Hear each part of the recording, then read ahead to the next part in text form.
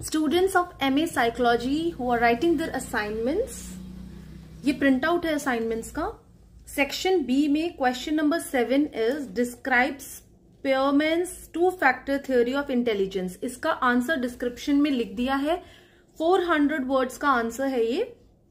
And मैं explain भी करूंगी so that you know what you are writing, मतलब उसको समझना बहुत जरूरी है, बिकॉज केवल कॉपी करने से तो फायदा होगा नहीं, है ना। But if you listen to this just for 2 minutes, आपको समझ में आ जाएगी, थियोरी भी बहुत आसान शब्दों में, और फिर एग्जाम में कैसे लिखना है उसी पैटर्न से I have written in the description also. Playlist के अंदर अभी तक के सारे आंसर ऑलरेडी अपलोडेड हैं, फर्स्ट से लेके 6th क्वेश्चन तक के।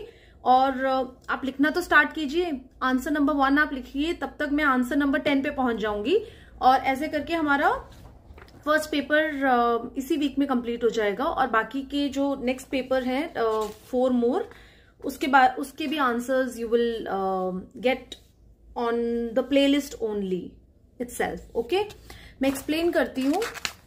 उससे पहले एक और चीज, अपना तो आप लिख ही रहे हैं, do share this with the people who are writing, अपने जो साथ में कलीग्स और हमारे क्या बोलते हैं उसको, क्लासमेट्स और बैचमेट्स, या उनके साथ शेयर कीजिए so that it helps them also. So स्पीयरमैन्स two factor theory is very simple, उसके नाम में ही है to factor theory of intelligence.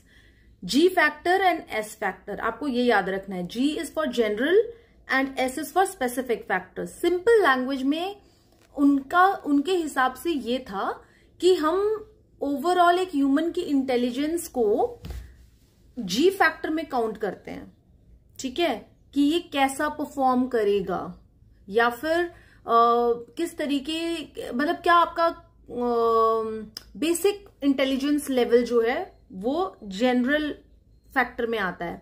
Specific factor में एक पर्टिकुलर काम में आप कैसे हैं। अब हम इसको एग्जांपल से समझेंगे तो आपको बेटर समझ में आएगा। हो सकता है कि एक बच्चा या एक स्टूडेंट बहुत इंटेलिजेंट है, जब उसके मार्क्स आते हैं, एग्जाम्स में बहुत अच्छा है और पढ़ाई में बहुत अच्छा है, पढ़ता भी अच्छा है, सब कुछ अच्छा है, लेकिन हो सकता है वो खेल कूद में अच्छा ना हो, स्पोर्ट्स में मतलब स्पेसिफिकली ठीक ना हो। तो इट्स द कॉम्बिनेशन, आपका परफॉर्मेंस इन दोनों फैक्टर्स के कॉम्बिनेशन से निकल के आता है, ठीक है।